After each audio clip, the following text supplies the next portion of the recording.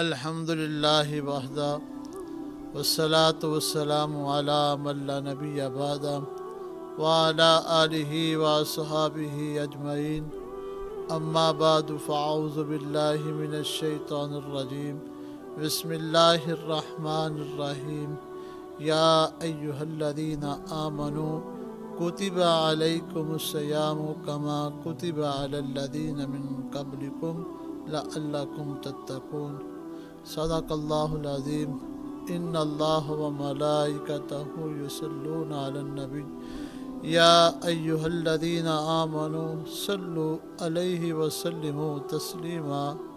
سب مل کے بآواز پڑھی الصلاۃ والسلام علیک یا رسول اللہ وعلی آلک و اصحابک یا حبیب اللہ.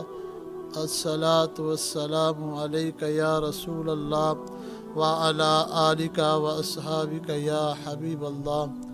اللہ تبارک و تعالیٰ کی حمد و ثنا اور حضور مالک کوثر حبیب دلبر احمد مجتبیٰ جناب محمد مصطفیٰ صلی اللہ علیہ وآلہ وسلم کے دربار گہربار میں ہدیہ درود و سلام پیش کرنے کے بعد آج کا یہ پروگرام درس صراط مستقیم بسلسلہ فہم دین کورس کا آج دوسرا روز، آج کے رمضان المبارک کے دوسرے دن پر ہماری گفتگو کا عنوان جو ہے وہ ہے کہ روزے کیوں فرض کیے گئے، یعنی کہ روزے کا مقصد. اللہ تعالیٰ سے دعا ہے اللہ تعالیٰ حق بول کر عمل کی توفیق عطا فرمائے. خالق کائنات نے ہمیں روزے کا حکم دیا، فرمایا یا ایہا الذین آمنوا. بڑے ہی پیارے انداز کے ساتھ، محبت کے ساتھ اللہ رب العزت نے ہمیں براہ راست خطاب فرمایا. ایسا خطاب کہ شاید کوئی براہ راست باپ بھی اپنے بیٹے کو نہ بلاتا ہو، اتنی محبت کے ساتھ باپ بھی اپنے بیٹے کو نہ بلاتا ہو، ماں بھی شاید اپنے بیٹے کو اتنی محبت سے نہ بلاتی ہو جتنی محبت سے خالق کائنات نے ایمان والوں کو بلایا. خالق کائنات نے کہا یا ایہا الذین آمنو. وہ قومیں جو سابقہ قومیں گزری ہیں، وہ یہود و نصارہ کی قومیں، ان کو براہ راست کتابوں کے اندر لکھا ہے کہ ایک دفعہ صرف خالق کائنات نے بلایا، ان کا نام لیا تو وہ اپنے آپ کو اتنا بڑا سمجھنے لگے. کہتے ہیں کہ ہم اللہ کے چنے ہوئے ہیں، بلکہ اللہ کے بندے ہیں. وہ اس شرک میں مبتلا ہو گئے. اس بات کا اتنا اثر لیا کہ خالق کائنات ہمیں بڑے پیارے انداز میں براہ راست خطاب فرما رہا ہے. تو ہماری قسمت کتنی نیک ہے، کتنی اچھی قسمت ہے کہ ہم محمد صلی اللہ علیہ وآلہ وسلم کے غلام ہیں. ہمیں تو اللہ رب العزت نے ایک دفعہ نہیں، دو دفعہ نہیں، بلکہ 88 مرتبہ خالق کائنات نے یا ایہا الذین آمنو کہہ کر براہ راست خطاب فرمایا. حضرت عبداللہ بن عباس رضی اللہ تعالی عنہما کہتے ہیں کہ جب بھی قرآن کی تلاوت کرو، تلاوت سنتے ہو یا کرتے ہو، اس وقت یہ الفاظ آ جائیں، یہ جملے آ جائیں یا ایہا الذین آمنو، تو اپنی کیفیت یہ بنا لو، سمجھ یہ لو کہ خالق کائنات ان سے براہ راست خطاب فرما رہا ہے. بڑی توجہ کے ساتھ اس کی بات سنو، اس کا حکم سنو اور عمل کرنے کی کوشش کرو. اللہ رب العزت نے بڑے پیارے انداز کے ساتھ فرمایا یا ایہا الذین آمنو کتب علیکم الصیام. اے ایمان والو، تم پر روزے فرض کر دیے گئے ہیں. اب یہاں پہ ایک سوال اٹھا ہے کہ روزے کیا ہے؟ روزہ صبح سے لے کر شام تک بھوکا رہنے کا نام روزہ ہے، جماعت سے پرہیز کرنے کا نام روزہ ہے. اب یہاں پہ بھی ایک سوال اٹھتا ہے کہ کیسی عبادت ہے کہ بھوکا رہنا عبادت ہو گئی، پیاسا رہنا عبادت ہو گئی. اگر ہم ماں کی محبت والا انداز سامنے رکھیں، باپ کی محبت والا انداز سامنے رکھیں، تو باپ تو ہمیں کبھی بھی یہ پسند نہیں کرتا کہ میرا بیٹا بھوکا رہے. ماں کبھی بھی یہ بات پسند نہیں کرتی میرا بیٹا بھوکا اور پیاسا رہے. وہ خالق کائنات تو یہ ہے کہ 70 ماؤں سے بھی زیادہ پیار کرتا ہے، وہ باپ سے بھی زیادہ پیار کرتا ہے. پھر وہ ہمیں بھوکا رکھ کر کس طرح وہ راضی ہونا چاہتا ہے، وہ کیوں راضی ہونا چاہتا ہے، کیا چاہتا ہے؟ وہ کہتا ہے کہ میں چاہتا یہ ہوں، پہلی بات تو یہ ہے تم روزے رکھو، پر گمان یہ رکھ لینا کہ میں نے صرف تم لوگوں کو نہیں کہا، کما کتب علی الذین من قبلکم، تم سے پہلے جو قومیں گزری ہیں، جتنے بھی لوگ گزرے ہیں، تم تو عصر کے وقت آئے ہو، فجر کے وقت سے لے کر عصر تک جتنی بھی قومیں آئی ہیں، میں نے ان پر روزے فرض کر دیے اور تم پر بھی روزے فرض کیے ہیں۔ یہ نہ سمجھنا کہ یہ بھوکھا پیاس اور مشقت والا معاملہ صرف تجھے میں نے دیا، بلکہ تم سے پہلے جو قومیں گزری ہیں۔ یا اللہ تیرا مقصد کیا ہے؟ تو کیا چاہتا ہے؟ اللہ فرماتا ہے لعلکم تتقون، ہم چاہتے ہیں کہ تم پرہیزگار بن جاؤ، متقی بن جاؤ۔ آج دنیا کے اندر انسان بہت بڑا بننا چاہتا ہے، کوئی پیر بننا چاہتا ہے، کوئی امیر بننا چاہتا ہے، کوئی فقیر بننا چاہتا ہے، کوئی درویش بننا چاہتا ہے، کوئی ملنگ بننا چاہتا ہے، کوئی پیر بننا چاہ رہا ہے، کوئی نہ کچھ بننا چاہ رہا ہے۔ لیکن خالق کائنات ہمیں کیا بنانا چاہتے ہیں؟ اللہ تعالیٰ ہمیں متقی بنانا چاہتے ہیں، اللہ تعالیٰ ہمیں تقوی والا بنانا چاہتے ہیں، نیک بنانا چاہتے ہیں، پرہیزگار بنانا چاہتے ہیں۔ خالق کائنات اگر بندہ پرہیزگار بن جائے گا، اس کے لیے کیا ہے؟ تو قرآن کی مختلف آیات کا مفہوم یہ ہے کہ جو بندہ متقی ہوتا ہے ہم اسے دنیا میں بھی عزت دیتے ہیں۔ ان اکرمکم عند اللہ اتقاکم، اللہ کے نزدیک کوئی مرتبے والا، شان و شوکت والا وہ ہے جس کا تقوی زیادہ ہے۔ اللہ رب العزت فرماتے ہیں، قرآن کا مفہوم ہے، اللہ کہتا ہے، اللہ خالق کائنات کہتا ہے کہ پل صراط پر جو کراس کریں گے وہ متقی لوگ کریں گے۔ اگر کسی بندے کو محشر کے دن گرمی نہیں لگے گی، متقی کو نہیں لگے گی۔ جنت اگر بنائی ہے تو متقیوں کے لیے بنائی ہے۔ اگر جنت کے اندر طرح طرح کے انعامات رکھے ہیں وہ بھی متقیوں کے لیے رکھے ہیں۔ جنت کے اندر جو حوریں ہیں وہ بھی متقیوں کے لیے رکھی ہیں۔ جنت بھی متقیوں کے لیے اور جنت والا بھی متقیوں کے لیے میں نے بنایا ہے۔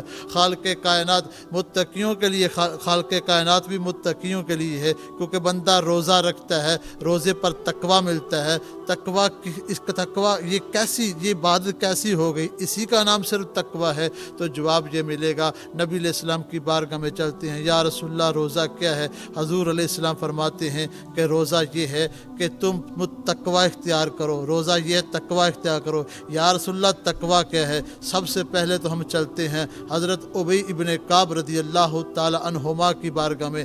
حضرت ابی ابن کعب کی شان سنیے، اتنی بڑی شان ہے۔ ایک دن نبی اکرم نور مجسم شفیع معظم صلی اللہ علیہ وآلہ وسلم نے فرمایا، اے ابی ابن کعب آؤ مجھے قرآن سناؤ اور میرا قرآن سنو۔ عرض کی یا رسول اللہ آج کیا وجہ ہے؟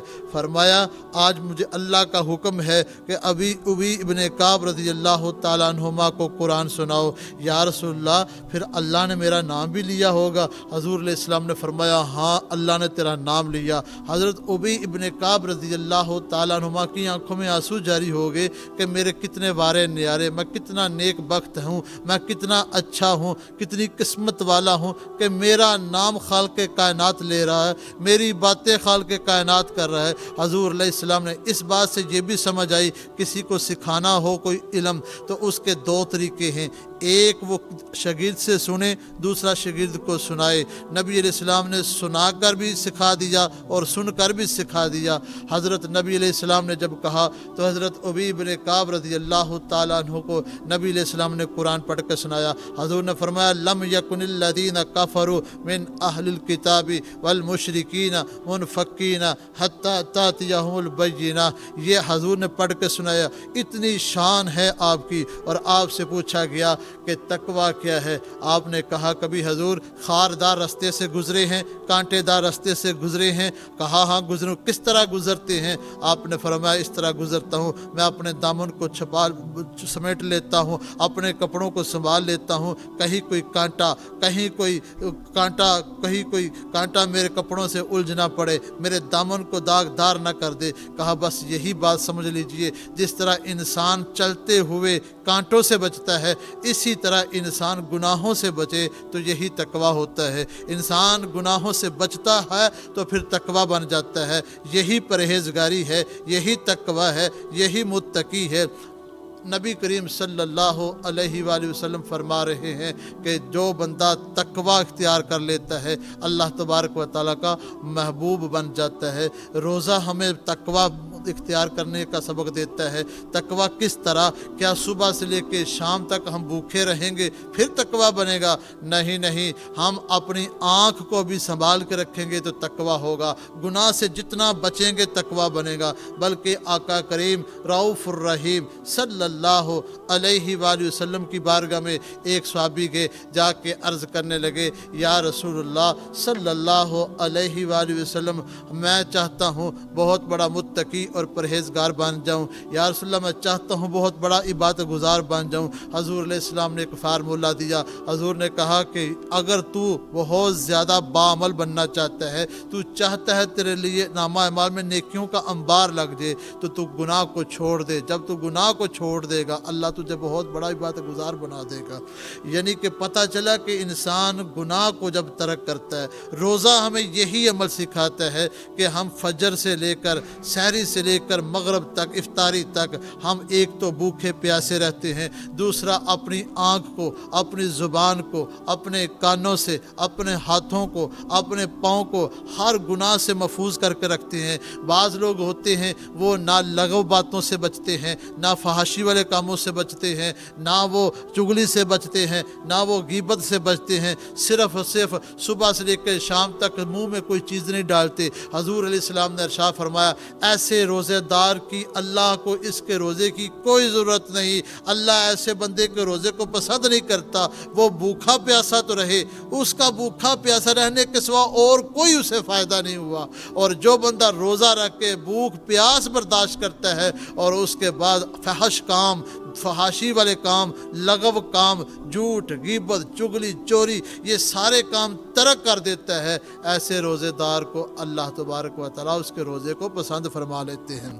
بعض لوگ کہتے ہیں کہ روزہ ہمیں بڑا لگتا ہے، یہ بہت ہمیں روزہ چبھتا ہے، تو اس کے متعلق بھی ایک نبی کریم صلی اللہ علیہ وآلہ وسلم کے زمانے کی بات ہے کہ نبی کریم صلی اللہ علیہ وآلہ وسلم کی بارگاہ میں ایک بندہ آیا، آ کے عرض کرنے لگے، یا رسول اللہ فلاں قبیلے کی 2 عورتیں ہیں، انہوں نے تو روزہ رکھا، ان کو لگ ہی بڑا رہا ہے، وہ تو اس پوزیشن میں ہے کہ اس کی ابھی موت آنے والی ہے، ایسی پوزیشن ہے۔ تو حضور علیہ السلام کو تو اللہ نے ما کان و ما یکون کا علم عطا فرمایا، اللہ نے اپنے محبوب کو سارے علوم عطا فرمائے۔ تو حضور علیہ السلام نے فرمایا، جاؤ جا کے ان 2 عورتوں کو کہو کہ آپ اس طرح کریں کہ آپ کولی کریں۔ جب ان دونوں نے کولی کی تو کولی کے چاہیے تو تھا کولی کے ساتھ کوئی لابدن آ جاتا، کوئی میل کچیل آ جاتی، بلکہ منہ سے ہڈیاں نکلنی شروع ہو گئی، گوشت نکلنا شروع ہو گیا اور وہ خون نکلنا شروع ہو گیا۔ وہی منظر دوڑ کر آئے، آ کے آقا کریم رؤوف الرحیم صلی اللہ علیہ وآلہ وسلم کی بارگاہ میں عرض کی، یا رسول اللہ یہ حال ہو گیا ہے، اس کا معاملہ یہ ہو گیا ہے، یا رسول اللہ یہ وقوع پیش آ گیا ہے۔ تو حضور علیہ السلام نے فرمایا، وہ اس کی وجہ یہ ہے کہ وہ دونوں عورتیں غیبت کر رہی تھی۔ حضور علیہ السلام نے کولی کے ذریعے کئی معاملے حل فرما دیے، قیامت تک آنے والے ہر بندے کا مسئلہ ہی حل کر دیا۔ ایک تو تقوی کا سبق سکھا دیا، دوسرا روزہ نہ لگے اور ہم سارا دن بڑے آرام سے وقت گزاریں، اس کا بھی ہمیں سبق دے دیا۔ کس طرح سبق دے دیا کہ ایک تو بندہ غیبت نہ کرے، دوسرا بندہ چغلی نہ کرے، اس کو روزہ لگے گا نہیں، اور جو بندہ چغلی نہیں کرے گا، غیبت نہیں کرے گا، اس کو روزہ بھی نہیں لگے گا، اور وہ متقی بن جائے گا، تقوی والا بندہ بن جائے گا۔ اس کی زبان کا بھی روزہ ہوگا، آنکھ کا بھی روزہ ہوگا، کان کا بھی روزہ ہوگا، ہاتھ کا بھی روزہ ہوگا۔ جب سر سے لے کر پاؤں تک سارے جسم کا روزہ ہوگا، اللہ تعالیٰ اسے متقی بنا دے گا، اور متقی جو بن جاتا ہے اسے جنت بھی مل جاتی ہے اور جنت والا بھی مل جائے گا۔ یہ غیبت کیا چیز ہے؟ مختصر اور آخری بات یہ ہے کہ غیبت کیا چیز ہے۔ غیبت یہ ہے کسی دوست کے غیر موجودگی میں اس کے خلاف باتیں کرنا، ایسی باتیں کرنا جس سے وہ بندہ ناگوار گزرے، اس بندے کو تکلیف ہو، ایسی باتیں کرنا جس کی وجہ سے دوسرے کو تکلیف ہو۔ ہم تو چاہتے یہ ہیں کہ ایسی باتیں کریں کہ اس کے دل کے وہ آخری جو پردہ ہے وہاں تک اس کو تکلیف ہو۔ وہ پنجابی کے کہتے ہیں کہ اس کے ساتھ سانس اڑ گئے۔ اس طرح کی ہم باتیں کرتے ہیں، اس کی پشت کے پیچھے پیٹھ پیچھے ایسی باتیں کرتے ہیں، اسلام نے اس کی سزا کتنی رکھی۔ سورہ حجرات کے اندر اللہ تعالیٰ قرآن کے اندر فرماتا ہے جو بندہ کسی کی غیبت کرتا ہے وہ اس طرح ہے کہ جس طرح مردہ بھائی کے گوشت کھانے کے مترادف ہے۔ یا مترادف سے کیا مراد ہے کہ کوئی بندہ ایک بندہ اپنے بھائی کو مارتا نہیں ہے، اگر کوئی بندہ دنیا کا ماحول سامنے رکھا جائے اپنے مردہ بھائی کا گوشت کاٹے اور کاٹ کر وہ پکائے یا کچا ہی کھائے، لوگ اس کو کتنی نفرت کی نگاہ سے دیکھیں گے، کہیں گے یہ برا ہے، اس کے متعلق سارے لوگوں کا یہ فیصلہ ہوگا یہ بندہ جہنمی ہے، یہ بندے کی بخشش نہیں ہوگی، یہ لوگ اپنی طرف سے گواہی دیں گی، پتہ نہیں اللہ کے ہاں اس کا کیا معاملہ ہو، وہ اللہ ہی جانتا ہے۔ لیکن سمجھ میں نہیں آ رہی حضور علیہ السلام کے فرمان میں کہ کتنی حکمتیں ہیں، اللہ کے قرآن میں کتنی حکمتیں ہیں۔ حضور علیہ السلام نے قرآن کے اندر یہ بات کہہ دی کہ قرآن کے اندر اللہ رب العزت نے فرما دیا وہ مردہ بھائی کے گوشت کھانے کے مترادف ہے۔ تو یہاں پہ بات سمجھ میں آ رہی ہے کہ جو بندہ مردہ بھائی کا گوشت کھائے گا سارے دنیا والے کہیں گے اس سے بڑا کوئی ذلیل اور بدبخت بندہ کوئی نہیں کہ وہ بندہ مردہ بھائی کا گوشت کھا رہا ہے۔ تو جو بندہ غیبت کرتا ہے، کسی بھائی کی تکلیف پہنچاتا ہے، کسی بھائی کو برا بھلا کہتا ہے، اس کی غیر موجودگی میں باتیں کرتا ہے، اسلام نے ایسی سختی کی اس جگہ پہ، اسلام کہتا ہے کہ اگر ایسا کام کرے گا وہ ایسا ہی ہوگا جتنا گناہ اس کو اپنے بھائی کا گوشت کھانے پر ہوتا ہے اتنا ہی گناہ اس کو غیبت کرنے پر ہوتا ہے۔ تو حضور علیہ السلام فرماتے ہیں اگر کوئی روزے کی حالت میں غیبت کرتا ہے اس کو روزہ بڑا لگے گا، اس کو تکلیف بڑی ہوگی، اس کو تو نظر نہ آیا لیکن کملی والے محبوب کو نظر آتا ہے۔ ہم اپنی آنکھوں پہ ہو سکتا ہے کہ یقین اتنا نہ کریں لیکن کملی والے محبوب جو فرماتے ہیں اس پر تو ہمارا پکا یقین ہے۔ آؤ ہم عہد کریں کہ اگر ہم نے متقی بننا ہے، پرہیزگار بننا ہے، اپنی زبان کو بھی محفوظ کریں، اپنی آنکھ کو بھی محفوظ کریں، اپنے کانوں کو بھی محفوظ کریں، اپنے ہاتھوں کو بھی محفوظ کریں، اپنے پاؤں کو بھی محفوظ کریں تو خدا کو یاد کریں۔ پہلا عشرہ ہے، پہلے عشرے میں دعا کریں رب اغفر وارحم وانت خیر الراحمین، اللہ کی بارگاہ میں دعائیں کریں۔ ہم کوشش کریں کہ ہمارے نوافل بھی نہ چھوٹے، ہم کوشش کریں کہ ہماری سنتے بھی نہ چھوٹے، ہم اپنا ریکارڈ بنائیں کہ پورے ماہ کے اندر ہم نے ایک رکعت بھی، ایک نماز بھی تکبیر اولیٰ کے بغیر نہیں پڑھنی۔ ہم عہد کریں کہ ہم نے کوئی ایسا عمل نہیں کرنا جس کی وجہ سے ہمارے نامہ اعمال میں نیکیاں کم ہو جائیں۔ ہم ایسا روزہ رکھیں کہ جس کا روزہ رکھ رہے ہیں وہ خوش ہو جائے اور خوش ہو کے کہے کہ میرے بندے تو نے روزے کا حق ادا کر دیا، تجھے جنت بھی ملے گی، جنت والا بھی مل جائے گا۔ وآخر دعوانا ان الحمد للہ رب العالمین۔